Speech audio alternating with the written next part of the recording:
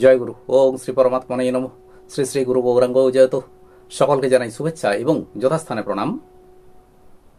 শ্রীমদ্ ভগবত গীতা সপ্তম অধ্যায় জ্ঞান বিজ্ঞান যোগ, এই অধ্যায়ের 16 সংখ্যক শ্লোকে শ্রী ভগবান বললেন, 4 প্রকারের ভক্ত অর্থার্থী, আর্ত, জিজ্ঞাসু এবং জ্ঞানী, এই 4 প্রকারের ভক্ত শ্রী ভগবানের শরণাগত হন। এবার 17 সংখ্যক শ্লোক। তেষাং জ্ঞানী নিত্যযুক্ত এক ভক্তির বিশেষ্যতে প্রিয় হি জ্ঞানী ন হত্যর্থমাহং স চ মম প্রিয়। শ্লোকটির অর্থ হল, ওই 4 প্রকার ভক্তের মধ্যে সতত আমাতে সমাহত চিত্ত অনন্য ভক্তি সম্পন্ন জ্ঞানী অর্থাৎ প্রেমিক ভক্ত অতিশয় শ্রেষ্ঠ, কারণ জ্ঞানী ভক্তের নিকট আমি অতি প্রিয় এবং সেও আমার অতিশয় প্রিয়। এর আগের শ্লোকে শ্রী ভগবান 4 প্রকারের ভক্তের কথা বললেন, যারা শ্রী ভগবানের শরণাগত হন। এরা হলেন অর্থার্থী, আর্ত, জিজ্ঞাসু এবং জ্ঞানী। শ্রী ভগবান বলছেন, এই যে 4 প্রকারের ভক্ত যারা তাঁর শরণাগত হন, তাদের মধ্যে জ্ঞানী অর্থাৎ প্রেমিক ভক্তই হলেন শ্রী ভগবানের শ্রেষ্ঠ ভক্ত, কারণ এই প্রকারের ভক্ত সর্বদাই শ্রী ভগবানেই মনোনিবেশ করে থাকেন। ভগবান ছাড়া তার মন কিছুতেই নিবিষ্ট হয় না, অর্থাৎ তিনি জানেন যে ভগবান ছাড়া অর্থাৎ ভগবানকে লাভ করাই আমার একমাত্র উদ্দেশ্য, তাহলে আমি অন্যদিকে মনোনিবেশ করব কেন? বৃন্দাবনের গোপিনীগণ গৃহ মধ্যে বাড়িতে তারা নানা প্রকার কর্মে লিপ্ত থাকতেন, যেমন গাভী দহন করা, দধি মন্থন করা কিংবা ধান কোটা, এই সমস্ত কাজকর্ম করলেও তাদের মন সবসময় ভগবান শ্রীকৃষ্ণের উপর নিবিষ্ট থাকত। ঠিক তেমনিভাবে জ্ঞানী ভক্তগণ অর্থাৎ প্রেমিক ভক্তগণ তারা যে প্রকারের কর্মই করুন না কেন, অর্থাৎ লৌকিক বা পারমার্থিক যে কোনো প্রকার কর্মই করুন, তাদের মন সর্বদাই ভগবান শ্রীকৃষ্ণেই নিবিষ্ট থাকে। তারা কর্ম করেন কিন্তু তাদের মন শ্রী ভগবানের উপরই পড়ে থাকে, অর্থাৎ ভগবানের সাথে সংযুক্ত থেকেই তারা যাবতীয় কাজকর্ম করে থাকেন। এই প্রকার ভক্তের নিজস্ব অর্থাৎ ব্যক্তিগত কোনো চাহিদা বা চাওয়া পাওয়া, কামনা বাসনা এগুলো থাকে না। যারা অর্থার্থী ভক্ত, তাদের পূর্ব সংস্কারের কারণে তাদের মনের মধ্যে নানা প্রকার কামনা উৎপন্ন হতে থাকে। এই কামনা যতক্ষণ পর্যন্ত উৎপন্ন হয় ততক্ষণ পর্যন্ত শ্রী ভগবানের উপরে তাদের মন বসে না, তাদের মন নিবিষ্ট হয় না। তবে অর্থার্থী ভক্তের মধ্যেও এই সমস্ত কামনা বাসনা এগুলোকে দূর করার একটা প্রবণতা দেখা যায়, এবং যখন এগুলো মন থেকে দূর হয়ে যায় তখন সেই প্রকারের ভক্ত একজন জ্ঞানী অর্থাৎ প্রেমিক ভক্তে পরিণত হন। এর আগের শ্লোকে আমরা দেখলাম যে শ্রী ভগবান বলেছেন 4 প্রকারের ভক্ত শ্রী ভগবানের প্রিয়। প্রথম তিন প্রকার অর্থাৎ অর্থার্থী, আর্ত এবং জিজ্ঞাসু, এই 3 প্রকারের ভক্ত শ্রী ভগবানের সমাহিত থাকলেও তাদের মনের মধ্যে অল্প বিস্তর কম বেশি কিছু কামনা বাসনা চাওয়া পাওয়া থেকেই যায়।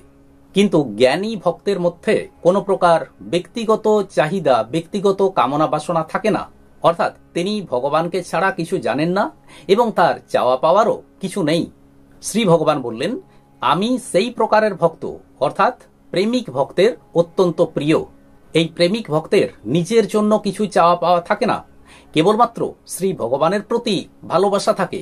ভক্ত যখন সম্পূর্ণভাবে নিষ্কাম হয়ে যান, অর্থাৎ তার মধ্যে আর কোনরূপ চাওয়া পাওয়া আকাঙ্ক্ষা এগুলো থাকে না, তখন সেই প্রকার ভক্তের মধ্যে পূর্ণরূপে প্রেম জাগরিত হয়।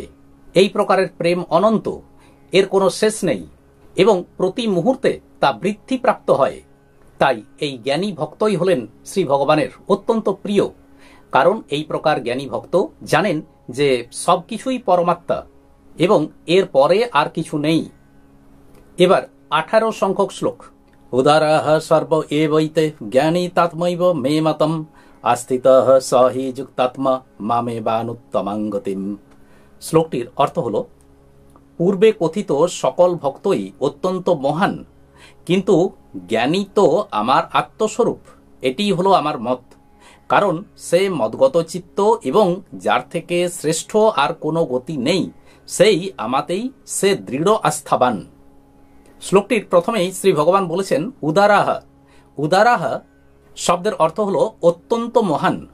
শ্রী ভগবান বলছেন যে এই সমস্ত ভক্তই মহান এবং তারা শ্রেষ্ঠ ভাব সম্পন্ন।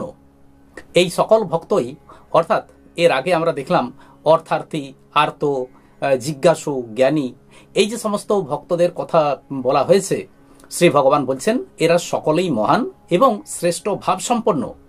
তবে শ্রী ভগবান বললেন যে জ্ঞানী তাত্মৈব মে মতম, অর্থাৎ জ্ঞানী ভক্তদের মহানুভবতা সম্পর্কে কি বলবো, তারা তো আমারই আত্মস্বরূপ, আমারই স্বরূপ। শ্রী ভগবান বলছেন যে জ্ঞানী ভক্তেরা শ্রী ভগবানেরই আত্মস্বরূপ। আর তাই এই প্রকার ভক্ত অর্থাৎ জ্ঞানী ভক্তের সাথে শ্রী ভগবানের একটা আত্মীয়তার সম্পর্ক, একটা ঐকান্তিক সম্পর্ক বর্তমান।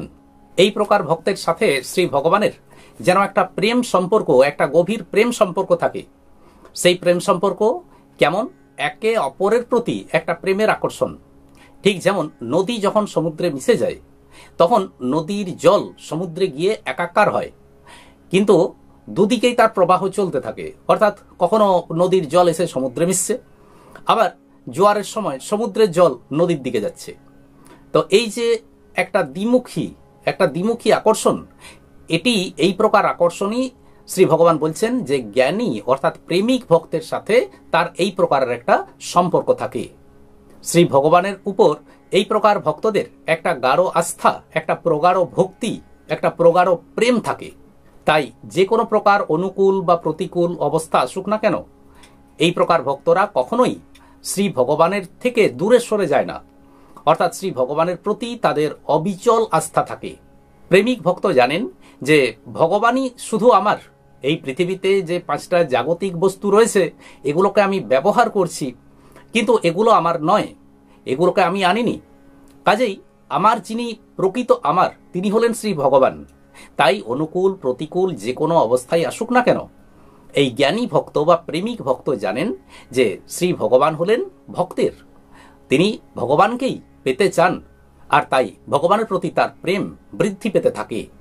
এরা ভগবানের সাথে যুক্তাত্মা, অর্থাৎ ভগবানের সাথে যেন এক প্রকার যুক্ত হয়ে আছেন। আর তাই শ্রী ভগবান বলছেন যে এই প্রকার ভক্তেরা শ্রী ভগবানের থেকে কখনো পৃথক হন না, ভগবানের সাথে তাদের একটা অভিন্নতার সম্পর্ক থাকে। ভগবানের সাথে যখন একটা গভীর সম্পর্ক গড়ে ওঠে তখন এই বাইরের জগতের সাথে, এই জড় জগতের সাথে আমাদের সমস্ত সম্পর্ক কেটে যায়। জাগতিক আসক্তি, দ্রব্যের প্রতি কামনা বাসনা, এগুলো সব দূর হয়ে যায়। শ্রী ভগবান বললেন মামে বানু তমাং গতিম, অর্থাৎ ভগবানের থেকে আর কোনো বিশেষ কোনো উত্তম গতি নেই। গতি শব্দের অর্থ এখানে 3 প্রকার: জ্ঞান, গমন ও প্রাপ্তি। তবে এখানে গতি শব্দে বুঝতে হবে প্রাপ্তি, কারণ ভগবানকে যদি পাওয়া যায়, তাকে যদি আমরা লাভ করতে পারি, এটাই জীবনের পরম প্রাপ্তি। তাই ভগবানই সর্বোত্তম গতি। আজ এই পর্যন্তই। আসুন এবার শ্রী ভগবানের মহামন্ত্র জপ করি। হরে কৃষ্ণ কৃষ্ণ কৃষ্ণ হরে হরে, হরে রাম রাম রাম হরে হরে। নমস্কার।